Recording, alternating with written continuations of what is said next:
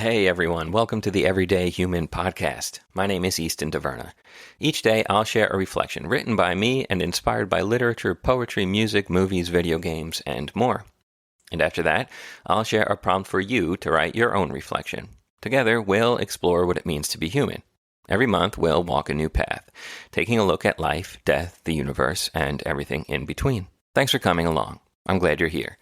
For more, visit eastontaverna.com or join me on Instagram at _everydayhuman. The Alpha, the Omega, and everything in between. That is the title of today's Everyday Human reflection. Hey everyone, it's August 9th. I hope you're doing well. Today's reflection was inspired by a quote from A Tree Grows in Brooklyn, the book by Betty Smith.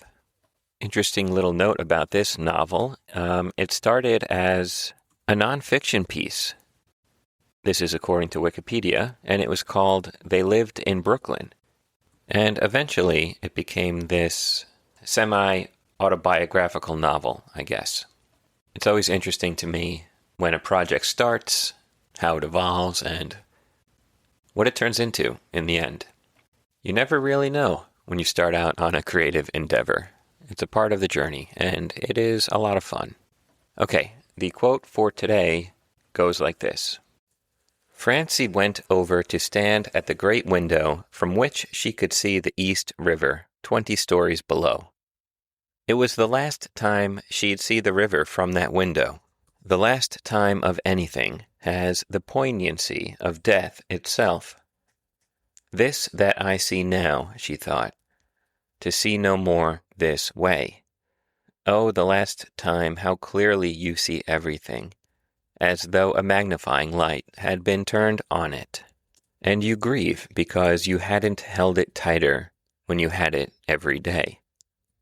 What had Grandma Mary Romilly said?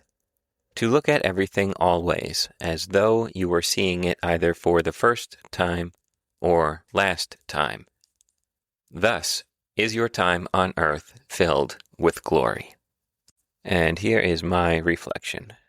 Our lives are bookended by the most important and most awe-inspiring of the firsts and lasts. We celebrate the firsts of all firsts and our distance from it every year on our birthdays, and we ponder, and maybe even fear, our last day. The day that we will leave this world forever, our death, which is also a first in its own right. And in between those, there are countless other firsts and lasts that spring up like mushrooms after a summer rain. First words, first steps, first day of school, and last, first kiss, and last, depending on who you end up with, first days at a new job, last days at an old job, first time trying something new, maybe a meal or a hike you haven't done before, and last words with a loved one, or even a not-so-loved one.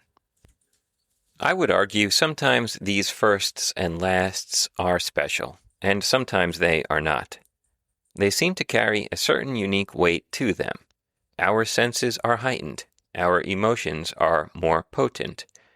The nervous anxiousness of a first date, telling someone you love them for the first time, or your first time performing on stage. The heavy cloud over your heart after a breakup or death of a grandparent or pet, saying those last goodbyes. These are some of the most poignant moments that help chisel us into who we are. And then there are the moments of the in-between. In thinking about this quote from A Tree Grows in Brooklyn, I don't know if it's possible to look at everything through the lens of the first or last time, or even if we should. These moments are special for the simple fact that they are the first and the last. And those moments in between, they might not be the most significant or even significant at all, but they too are moments in the bigger story of our life. They each have their own purpose, even if it's simply to sit idly looking out the window of a car on a rainy day, or to sit at your desk and muse over a quote for the 221st time that year, or to climb into your bed once again on the night of your 40th birthday. All the moments, the firsts, the lasts, the in-betweens, what's important about them all is that you're present for them. Because before you know it, there won't be any firsts, lasts, or in-betweens left. And there ends today's reflection.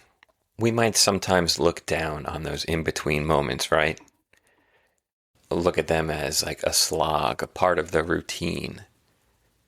But when you stop and really think about it, our life is made up mostly of the in-between moments.